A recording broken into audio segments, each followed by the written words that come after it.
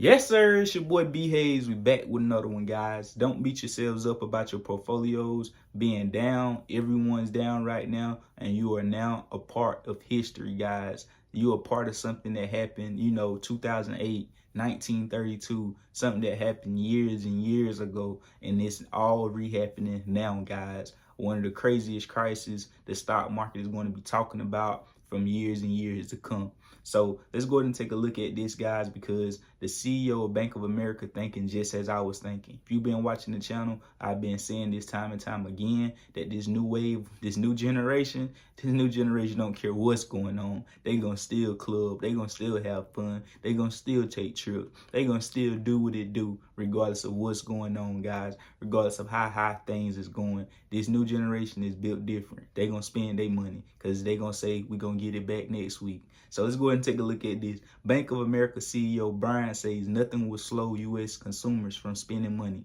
Exactly what I was saying. Consumers are in good shape, not over leveraged.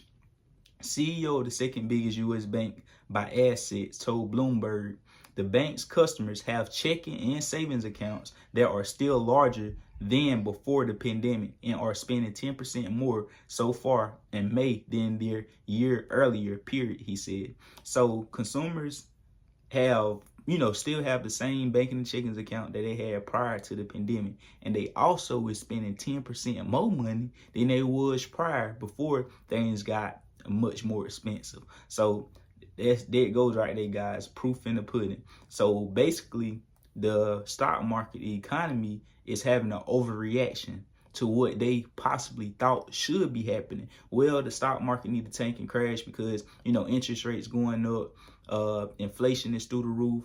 Consumers is going to be spending significant less money. So all these businesses isn't going to be getting the same revenue and the return profits and to be able to beat quarterly earnings like they were before.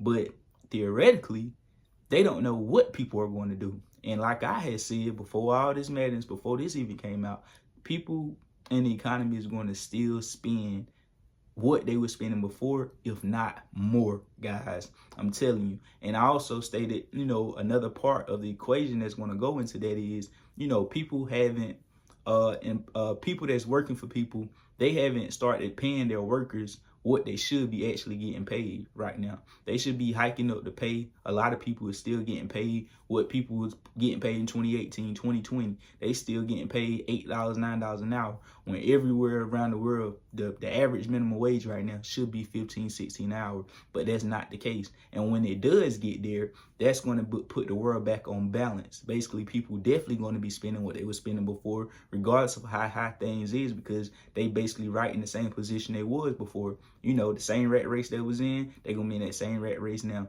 but they ain't gonna feel like it. They gonna feel free, just as they felt free before. Even though they live in check to check, poor in America is different from poor anywhere else. We already explained that. I ain't gonna go into details on that too much. Just understand what it means just off of what I just said. Poor in America is different from being poor in another country, guys. So let's go ahead and take a look at this right here. Pressure escalates as AMC shares on loan skyrocket. So like I told you guys, pressure busts pipes. And when too much pressure comes together, no matter what type of manipulation going on, no matter what type of stuff going on in the economy, this thing will explode, guys. Pressure busts pipes. Let's take a look at this. AMC shares on loan continue to hit an all-time high. Shareholders are patiently waiting for the build-up pressure to send AMC shares price to a new all-time high. The build-up pressure, right? That's exactly what they mean. They meaning, so much pressure that the manipulation can't even hold it back. So let's take a look at this. Last year, the stock reached an incredible $72 per share, squeezing only a very small percentage of short sellers. Today, there are more short sellers playing a risky bet than there were last year. Last year, there was over 100 million AMC shares out on loan.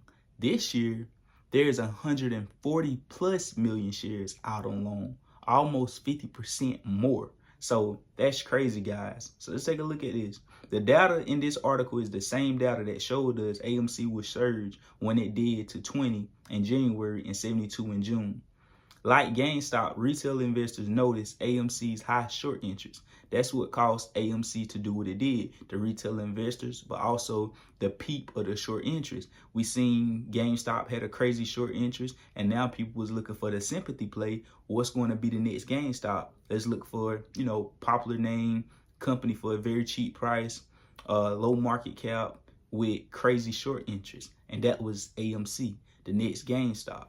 So a high short interest meant retail investors had a chance to squeeze short sellers from their positions, driving the stock up and making them have to buy back in, which causing even more demand for the stock and in return make the price even higher.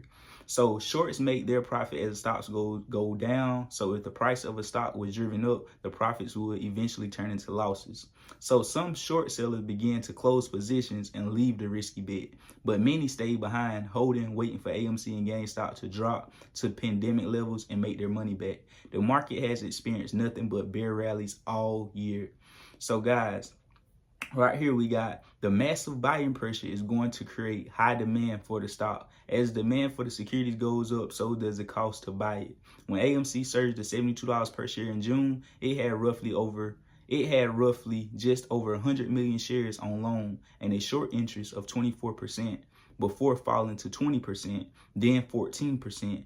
Whenever short interest drop like that, it give you an indication that shorts has begun to cover and possibly rally is coming, guys. So today, AMC shares on loan have hit not 140 million, my bad, guys, 163.4 million with a high short interest of 22.5%. So guys, it's well over half, right at 63.4%, an increase on shares that has been loaned out for AMC. That's insane. And guys, the price action is not adding up to the facts and everything that we got in store for AMC. With all the news, all the catalysts, all the profits, all the traffic, 5x here, 5x in revenue, 5x in traffic. All these new business ventures AMC branching off into, they're being profitable. All this good stuff is not adding up on top of the short interest. On top of all these things that's going on is not adding up to the price action that we're seeing. So guys, like I say, what it's going to take? Pressure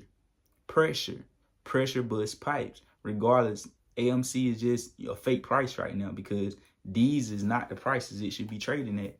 Due to the fact that what's going on in the economy and the markets, AMC and GME should be soaring. It should be a hedge against the market manipulation and the market crash, because we is not on the same type of time as everyone else, guys, and we will prevail soon because AMC community, AMC holders, it all is just getting bigger and bigger, guys. And the lower the price come down to, that's the more retail is going to accumulate. So, and not just retail accumulating now. We know big dogs is getting in on this. Millionaires, billionaires, they exchanging out Tesla for AMC. So it's getting real. You already know what to do. Add me on Instagram at The B Hayes Show. I love y'all. We out, and God bless you. We go.